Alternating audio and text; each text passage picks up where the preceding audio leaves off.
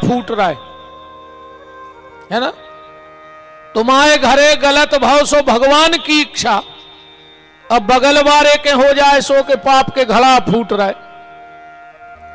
तुम्हारा बच्चा अच्छे नंबर से पास हो जाता है, गुरुजी रात भर सो नैया, और अगर बगल वाले कोई एक नंबर ज्यादा लेके आ गओ और पैसा देके करवाओ, जब वो जाता ही कवे है। तो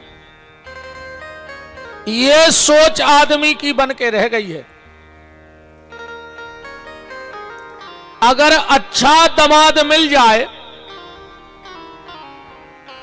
तो डुकरिया पूरे मोहल्ला में जाते अलग से सुनावे कि जी हमारे तो भाग खुल गए।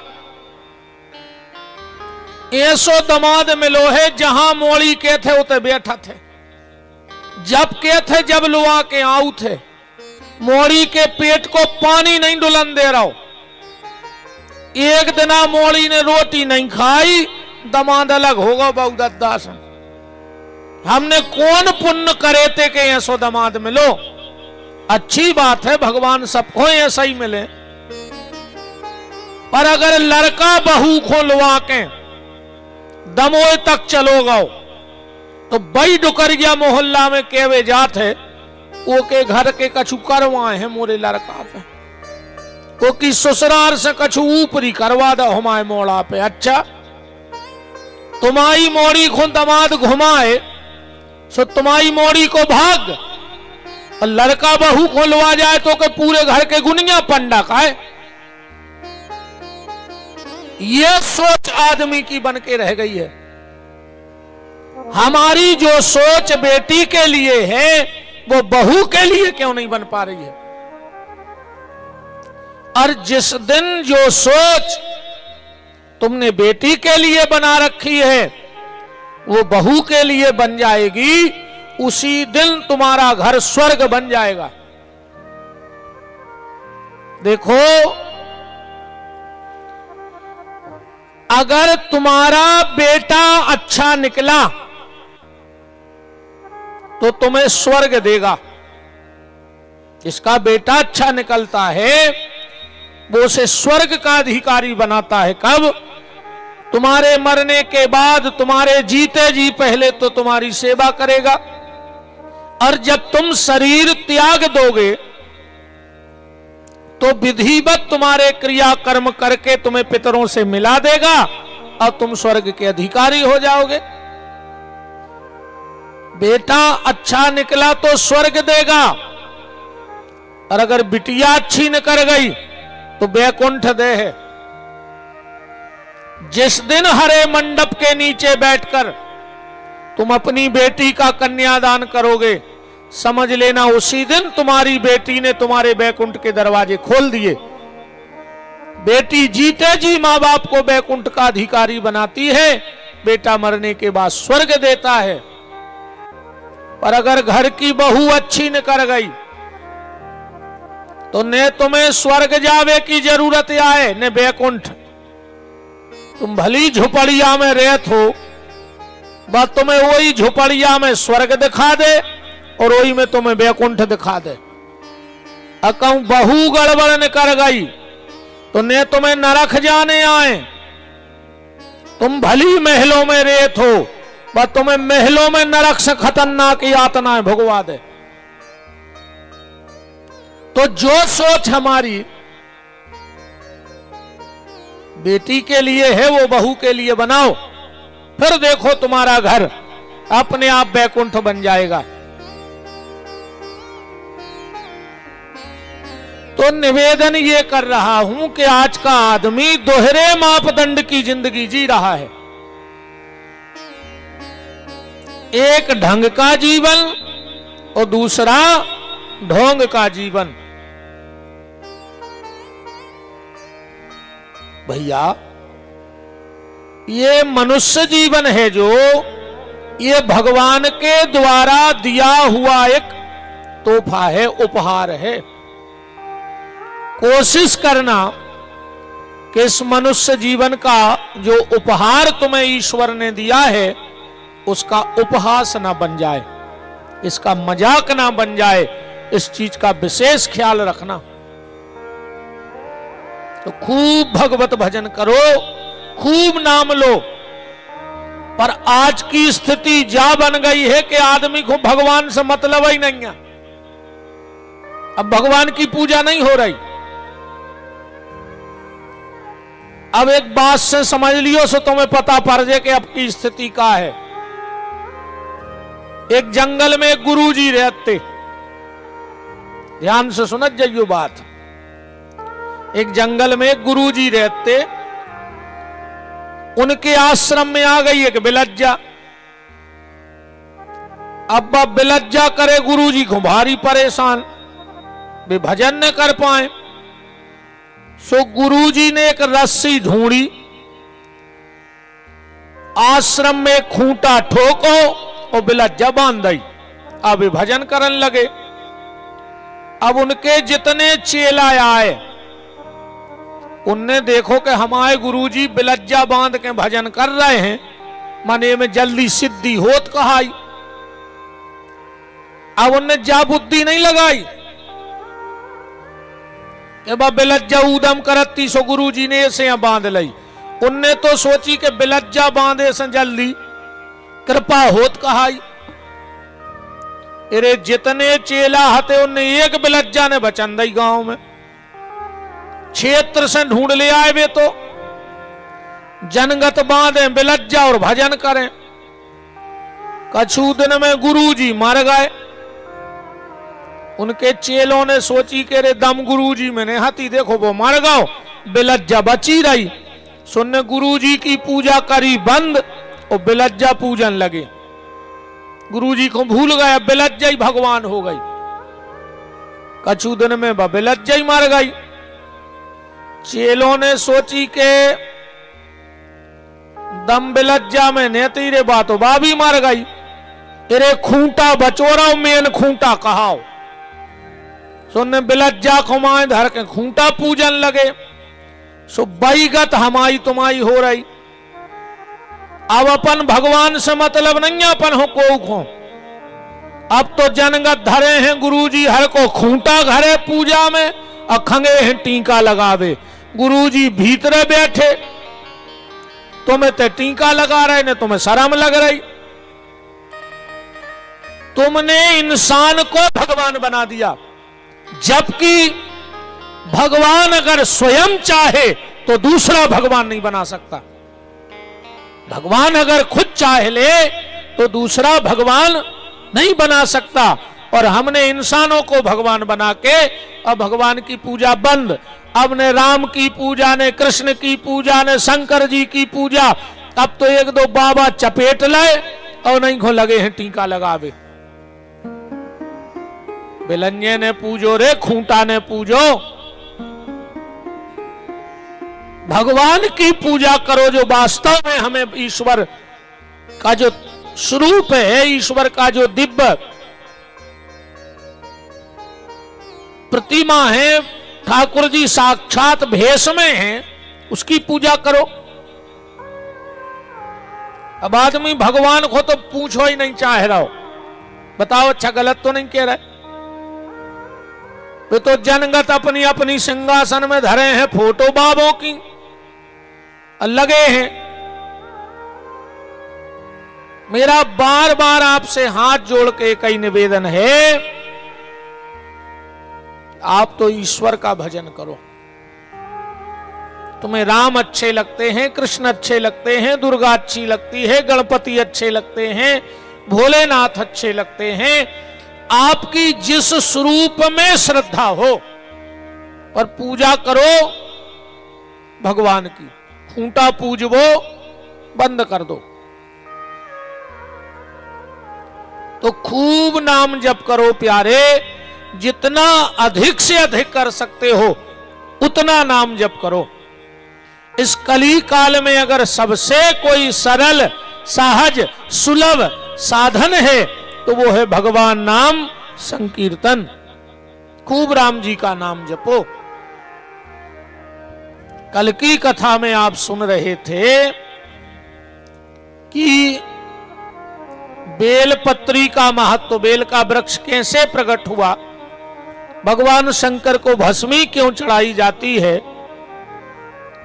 अकौआ, धतूरा, भांग कैसे प्रकट हुई, ये कल आपने श्री शिव महापुराण के माध्यम से कथा में श्रवण किया था। मंदराचल पर भगवान शिव नंदी को कथा कह रहे हैं। नंदी ने वही कथा कार्तिकेय जी को कही, कार्तिकेय जी ने सनकादिक ऋषि को कही, सनकादिक ने व्यास जी को, व्यास जी ने सूत जी को, सूत जी ने 88,000 सोनक ऋषियों को, और वही कथा आज हम और आप बैठकर पथरिया में सुन रहे हैं। आज सनकादिक ऋषि सूत जी महाराज से आगे प्रश्न कर रहे हैं कि अब आप हमें यह बताओ कि भगवान शंकर पे चढ़ा हुआ प्रसाद लेना चाहिए कि नहीं लेना चाहिए? भगवान शंकर पे चढ़ा हुआ पिंडी पे जल पीना चाहिए कि नहीं पीना चाहिए? और इसमें लोगों की बड़ी भ्रांति है। कई लोग कहते हैं कि सब पे चढ़ा हुआ प्रसाद ले लेना चाहिए, और कई लोग कहते हैं नहीं लेना चाहिए। और अभी एक सोशल मीडिया पे तो बड़ा विवादित वीडियो चल रहा है।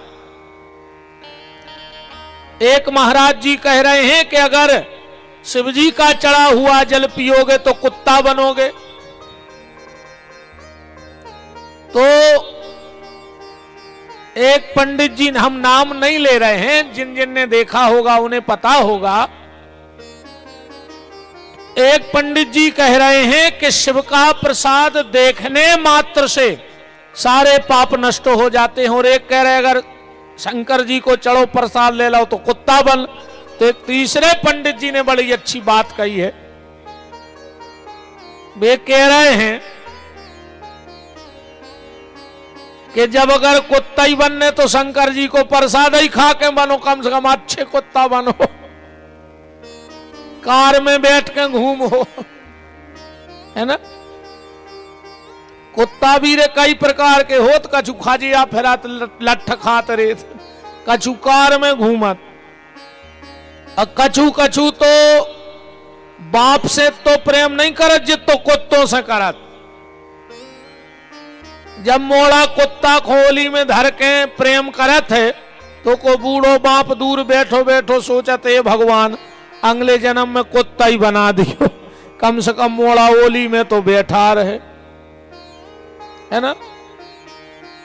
बूढ़े बाप के लाने टेम नहीं है आज के आदमी को, पर सुबह शाम कुत्ता घुमावे टेम है कि नहीं है? तो अब हमें एक निर्णय पे पहुंचना है कि वास्तव में निर्णय ग्रंथ का क्या कहता है। क्या भगवान शंकर के चढ़े हुए प्रसाद को लेना चाहिए कि नहीं लेना चाहिए? तो श्री सूत जी महाराज कह रहे हैं, ध्यान से सुनो कि तो बाण लिंगम चलो है लिंगे सिद्ध लिंगम स्वयं भुवि ना चंडिकारा अधिकारा भवेत। मैंने पिछली दिनों अभी आपको बताया, बाणलिंग बाणासुर द्वारा बनाए हुए शंकर जी, जिनको नर्मदेश्वर कहा जाता है, उनका प्रसाद लेने में दोष नहीं है, क्योंकि उनमें चंड का अधिकार नहीं होता है। बात को समझते जाना, नर्मदेश्वर की जो पिंडी है उसका प्रसाद लेने में दोष नहीं है। बाणलिंगम च लोहलिंगे सिद्ध लिंगे, जो स्वयं अपने आप में सिद्ध हो गए हैं, जिनका कई वर्षों से निरंतर अभिषेक चल रहा है, वो सिद्ध भोलेनाथ कहलाते हैं। जैसे 12 ज्योतिर्लिंग, इनका प्रसाद लेने में दोष नहीं है, इनमें चंड का अधिकार नहीं है। और अब बात आती है, जल पीना चाहिए कि नहीं पीना चाहिए। तो इसी पुराण में लिखा है, शिव महापुराण में,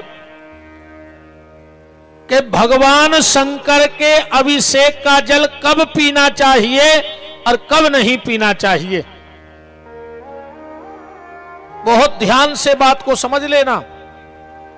अगर भगवान शंकर के अभिषेक के जल में सालक राम जी का स्पर्श हो जाए, सालक राम की बटुलिया अगर अभिषेक के जल में स्पर्श हो जाए और अगर उस जल को ग्रहण कर लिया जाए तो उस व्यक्ति में को संसार के किसी तीर्थ के जल पीने की आवश्यकता नहीं है, सारे तीर्थों का जल।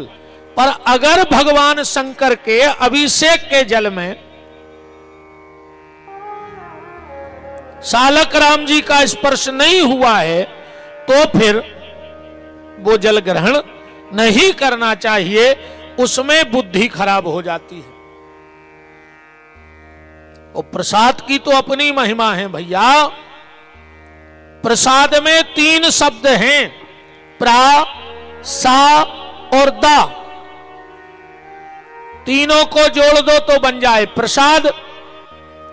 प्रा माने प्रभु, सा माने साक्षात और दा माने दर्शन। प्रसाद का दर्शन साक्षात भगवान का दर्शन है।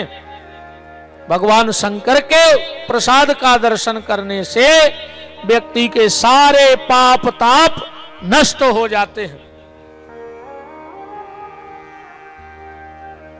सारे पाप ताप नष्ट हो जाते हैं। प्रसाद की ये महिमा है। आप लोगों ने कभी कथा के माध्यम से विद्वानों से सुना हो, जगन्नाथपुरी के मंदिर में भोग लगता है और पुजारी जी राजा को प्रसाद देने जाते हैं। रोज का नियम है कि पुरी के राजा को अलग से प्रसाद पुजारी जी देने जाएंगे। एक दिन क्या हुआ कि राजा खेल रहा था चौपर, पुजारी जी गए प्रसाद लेके, तो राजा हाथ में लिए था पासे। पुजारी जी ने कहा महाराज प्रसाद, तो राजा ने कह दिया कि बाजू में रख दो, हम बाद में ले लेंगे। पुजारी जी को बड़ी तकलीफ हुई कि बताओ, हम ठाकुर जी की सेवा छोड़कर राजा को प्रसाद देने आए और राजा ने प्रसाद का अपमान कर दिया। पुजारी जी ने मन ही मन संकल्प कर लिया कि आज के बाद हम राजा को प्रसाद देने नहीं आएंगे, अब हम प्रसाद देंगे ही नहीं राजा को कभी। और यहां जैसे ही चौपर की बाजी खत्म हुई और राजा को एकदम होश आया, अरे राम राम राम, आज हमने ये क्या कर दिया, हमने प्रसाद का अपमान कर दिया। अब राजा को बड़ी आत्मग्लानि हो गई भीतर से, ये हमने क्या किया। तो तुरंत बड़े बड़े विद्वान बुलाए राजा ने और हाथ जोड़ के कहा कि महाराज आप सब संत महात्मा साधु आए हो, सिर्फ एक बात बताओ, अगर किसी व्यक्ति ने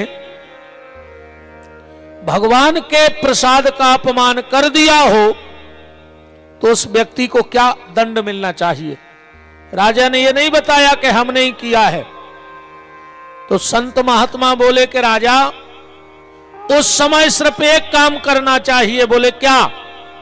बोले जिसने भगवान के प्रसाद का अपमान किया है उसके दोनों हाथ काट देने चाहिए। महात्मा तो इतनी कह के चले गए। अब राजा ने विचार किया कि शरीर से भी मोह है, खुद के हाथ तो हम काट नहीं सकते,